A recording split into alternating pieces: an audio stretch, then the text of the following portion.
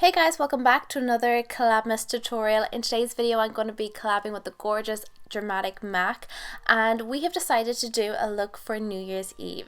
So to begin, I took Creme Brulee from Makeup Geek and I just blended it across my crease, keeping the most of the color right in the crease and then gently blending it upwards. This is going to be like our mid-tone transition shade. It's going to help with blending later on. Next, I'm taking this dark plum shade. This is from the Naked Smoky palette. It looks matte on the lid, but I think there is a little bit of shimmer in it. But any plum eyeshadow will do.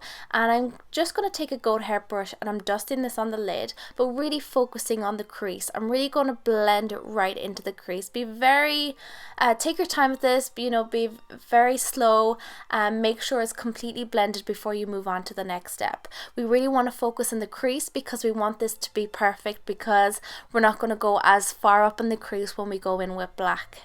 So now I'm taking the Morphe Brushes Black Magic Eyeshadow, and you want to take a flat eyeshadow brush for this because you have a little bit more control than a fluffy blending brush. So you want to pack the eyeshadow right onto the lid, and once that's done, then you can go right into the crease and just really kind of carve out your crease. So you don't want to go as far up as you did with the plum eyeshadow. You just want to keep it right into the crease, because when you blend out the colors later on, they will kind of naturally buff out themselves, and if you go up too high, you're going to end up looking like you got punched in the eye. So the whole trick to it is just to take your time at it and to blend. So naturally, when you went in with a fluffy blending brush and the plum color, it went up a little bit higher in the crease. So now you want to take a fluffy blending brush again. This can be a synthetic one like the one I'm using here, and I'm going to, with nothing on the brush, I'm just going to buff everything out. So you're really focusing kind of on the plum and the black eyeshadow and just buffing to get rid of any harsh lines. Again, just make sure you're keeping it close to the crease and you're not going up too high, because it will look like you got punched in the eye. Now I'm going in with a Morphe Brushes orange eyeshadow. This is called Fiesta. This is actually in the Jacqueline Favorites palette as well. And you want to take that eyeshadow just right into the crease where you applied the first mid-tone shade. And so it's just going to look like it's just peeking through the plum eyeshadow, and it's just going to look absolutely beautiful when it's done. And it also kind of takes the harshness of the black as well. So now I'm just cleaning up onto the eyes. Make sure when you're working with really dark colors like this that you do your eye makeup first, because you will get a much more flawless finish than when you go in with your foundation later on. So now I'm taking my Morphe Brushes gel liner and I'm just creating a very thin line on the lash line, and this is just going to help you when applying your lashes and also just give a little bit more definition to the lash line. Now I'm going in with my Red Cherry number 43 lashes. Guys, I'm sorry.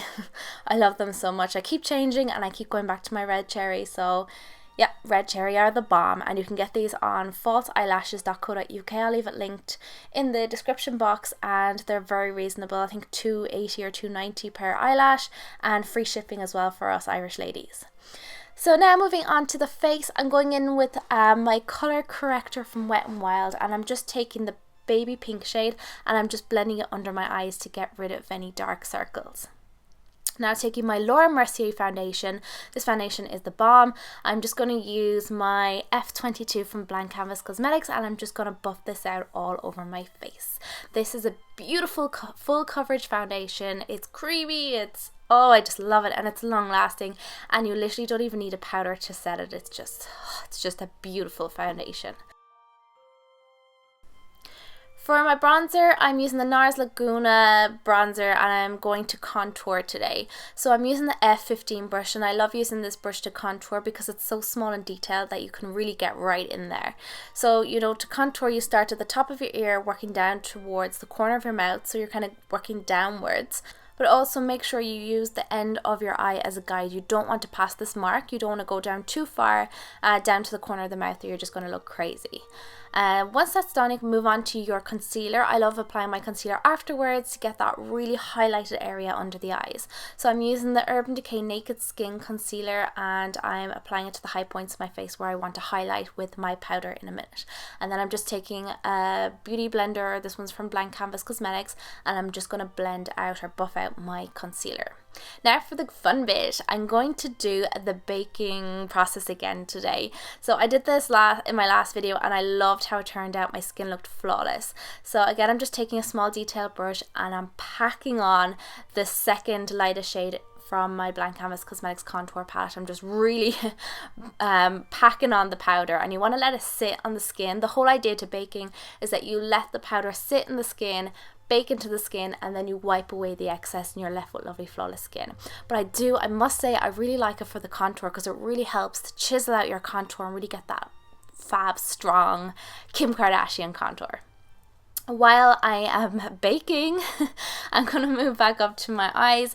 I'm just going to go back in with my liner brush and I'm going to go over the lash line to make sure I cover any glue. And then I'm taking a pencil brush, I'm dusting my mid-tone shade and the black Morphe eyeshadow on the lower lash line. And also I'm taking a black eyeliner and just putting this into the waterline and just buffing everything out, make sure there's no harsh lines. Because the eyes are so dark and dramatic, I wanted to add a nice pop of colour to the look. So taking a clean blending brush or any small detail brush you have, pack a little white shimmery eyeshadow right in the inner corner to really make the eyes pop and really open them back up, because sometimes when you're using black eyeshadows you can kind of close down the eyes. So adding something bright in the inner corner will just brighten everything and tie it all back together. So I use the Inglot 453 eyeshadow. It's just a lovely little white shimmery eyeshadow, and I'm just taking another clean fluffy blending brush and dusting a bit of white matte eyeshadow just on the brow bone, just to highlight the brow bone. Now it's time to remove my powder. I'm just taking a powder brush and just dusting away any excess powder. Then for a blush, I'm using MAC Peaches. I'm just applying this on the apples of my cheek for a pop of colour.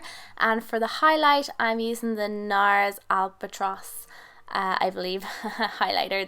It looks white, but it's kind of goldy when you put it on the skin. It's kind of an unusual one, but I wanted to use it for a change to get away from the whole Mary Lou. I also thought it would tie in really well with the inner corner highlight. And lastly, but definitely not least, for the lips, I'm using the Urban Decay Stark Naked lip liner. This is one of their newer lip liners, I believe. It's just a natural nude shade. And then I took a little bit of a NYX lipstick and I just applied it right in the center for a bit more coverage and get that kind of glossy finish to the look. So that's pretty much it, guys. I really hope you enjoyed this tutorial, and remember that practice makes perfect. Just keep practicing and I promise you will get it in the end. Also make sure you pop over to Ashling's channel to take a look at her channel. She is absolutely amazing and she's super talented, so do check her out. And also if you're new to my channel, then please don't forget to subscribe. It will make my day, and I'll see you guys in my next video. Bye!